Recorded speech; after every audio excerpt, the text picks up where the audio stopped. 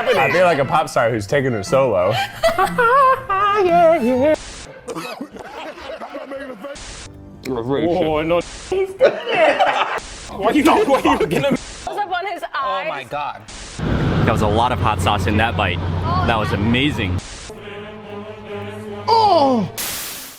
I don't think I'll ever do a spicy food challenge video. Not just because I'm a channel that just draws everything, so it would literally just be an image of me eating a pepper with some intense screeches in the background, and maybe I'd play some wholesome copyright-free music for aesthetic reasons.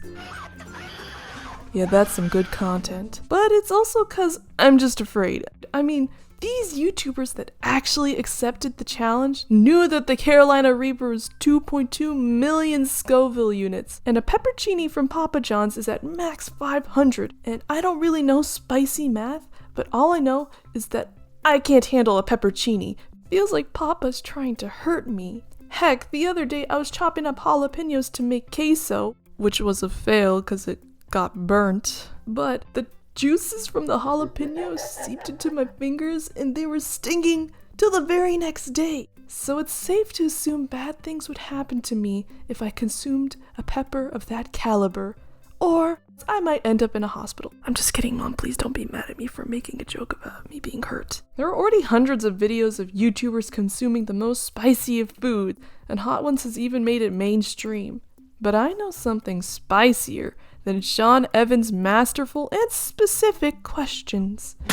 And that is love, and the spiciest day of the year that celebrates love is Valentine's Day. And I've got a story about the spiciest time of my life, and I think you can all agree with me that this is the spiciest year of our lives, yeah? 3rd grade, it was 3rd grade. Verified spicy. But 3rd grade wasn't always that fun. Of course, you've got homework, and we were eating pizza with chocolate milk at 11:30 a.m., but things were always better during holidays like Christmas and Halloween and Crazy Hair Day. That's a holiday, right? And oh my god, Pencilmania! That was the best holiday, hands down. When you get the chocolate-scented pencils and the fuzzy pencil grips. Oh my god. Okay, I'm getting distracted. Valentine's Day was one of those holidays we really freaking celebrated. We had a party with treat buckets made out of milk cartons, we gave everyone cards and treats, and of course, there were some people confessing their love to their crushes and ended up dating even though they were like 8 years old. And I'm not saying you're not allowed to date at that age, I'm just gonna say, when I was younger, I thought it was a little bit weird. I mean, here I was playing Legos during recess while Jimmy and Samantha were holding hands in 2nd grade. And I still haven't done that, because I'm waiting till marriage to hold a guy's hand or look into his crispy eyes, or for Ricardo to enter my life. But stop it, Jimbo and Samantha. Wait till marriage. At least Minecraft marriage. But Jimmy and Samantha continued to date, and other people tried to date. Like Janette, who had a crush on the new boy, and we're just gonna call him a new boy because my school was very small, it had only 300 students, and when we got a new kid, we just dubbed the new kid for the rest of the year. But yeah, Janette liked the new kid, Jackson, and on Valentine's Day, she told a couple of her classmates and I that she likes him and she might confess. Ooh yeah, something spicy. A little bit later on in the day, I had to go to the bathroom with my friend and we saw Janette and Jackson in the hallway. We were kind of interested in seeing the results live, but we didn't want to intrude on their moment, so we decided to just go to the bathroom. When I got back to class, she didn't look too happy. Yeah, she got dumped, which is a good thing. My God, you are a child. Go play with some Webkins, Janette. Go to school. Wait, you're already in school. Welp.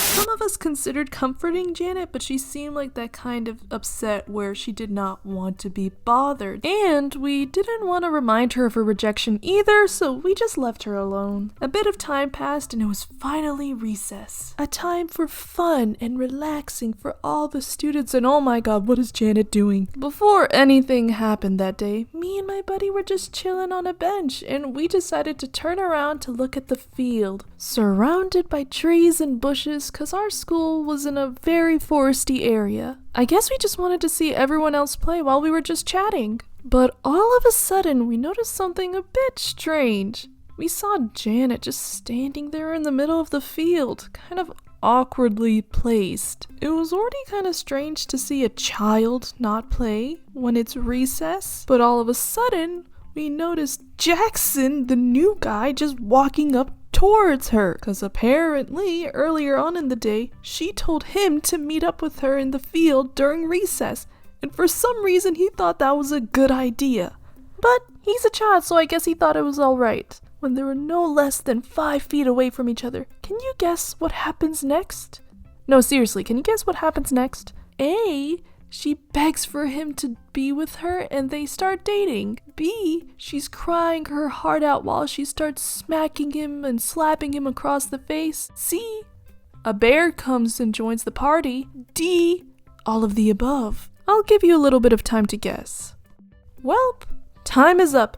And if you chose any of the answers listed above, you would be wrong, unless you noticed phantom answer E, which was, she bends down and picks up an object that I didn't notice earlier, but it turned out to be a giant branch, and she decides to start swinging it at Jackson. As soon as we saw this happen, we ran to our teachers and told them that something big is happening on the field. After that, the teachers started running to the scene of the crime, and so did I. When I got close, I could already tell there was a couple people there, and soon that turned to a small crowd of people trying to stop Janet. Some of us tried to calm her down, even just a little bit, but she continued to swing. She was completely destroyed over the fact that Jackson rejected her.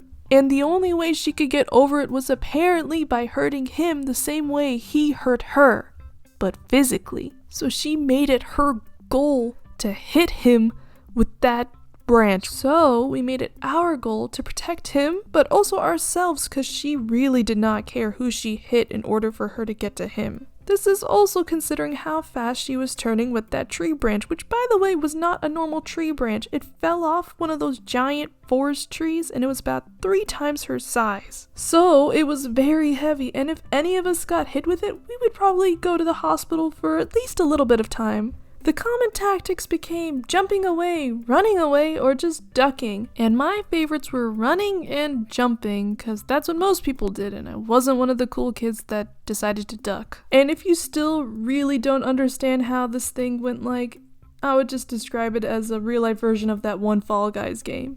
But very scary. This whole thing lasted about 5 minutes and finally calmed down when the cops came. While they were taking care of her, the rest of the students went inside. No one was hurt, thankfully. At least no one said they got hurt. But we never talked about what happened that day ever again. And I didn't see Janet for the rest of that school year, probably because she got suspended. She was able to come back the next year, but I don't remember talking to her because I don't think I had any classes with her. In middle school, we were actually grouped up together in home ec, and I specifically remember her really liking to pretend to be possessed, like in the movies. It was really weird, even though she was technically good at it, I guess. One time she just did it without giving us a warning, and I really thought for a couple of seconds we needed to call an ambulance. But my most traumatic memory in that class is when I was supposed to be head chef, and she took my place and got to cook pancakes while I was stuck doing the dishes. But she noticed how upset I was, and she apologized, which is super nice. After that, I didn't see her again till high school when I was walking down a hallway to another teacher's classroom, and I spotted her ditching. She shushed me while she drifted away into the shadows, which is very understandable. And that was the last time I saw her. And even though she did a couple of really strange things growing up, I hope she's doing really well in life. Cause she was a really little kid when she did those things, and those don't determine what you become as an adult. So I wish her the best, and I hope she's having a really good life. Still pretty messed up she did that stuff in school though. As for Jackson, it turned out that he rejected Janet because he had a crush on someone else. And that person was actually me. Probably because I was such a Chad. And guess what? I kind of liked him too. Hey, hold on. I was kind of milking it. We actually didn't find out we liked each other till the 4th grade, which was the next year of the mishap. But when I look back on things, I'm 100% sure he liked me in the 3rd grade. Probably because of my epic fairy drawings. So even though he never told anyone that he had a crush on me, that doesn't mean it wasn't part of the reason why he rejected Janet. So Was I lying? Yes. But also, no. Also, we never dated. Because we're not like Jimmy and Samantha. God dang those two. And that's it. That's the story. It was very spicy. And if you did not find it spicy, what the hell are you doing? My eyes are watering from how spicy it is. It's definitely not because of the lack of sleep I've been getting. Or it's definitely because of the lack of sleep I'm getting. I'ma go to sleep and you should too, wherever and whenever it is for you. Sleep tight and don't let the bed bugs bite. Bugs. That was the video, and now I'm gonna do that thing YouTubers do at the end of all of their videos. Consider liking and subscribing if you enjoyed it. Please, it helps a lot. And now, updates. That's the whole point of this part of the video. I've been missing for a very long time, and I was busy. That's not a good excuse, but that's all I can say. Also, I think this video / story is kind of crazy to some people, and I'm still kind of traumatized from it, but also I'm kind of used to what happened, so sorry if it freaks some people out. I'm glad no one got hurt or went to the hospital or anything. Also, last thing I wanted to say is thank you Toonface for making fan art. It really put a smile on my face a couple months ago when you made it. It's been such a long time, and it still puts a smile on my face. Thank you very, very much. It actually really makes me happy. I'll see you guys next time. Bye, my cows. This was a bad outro.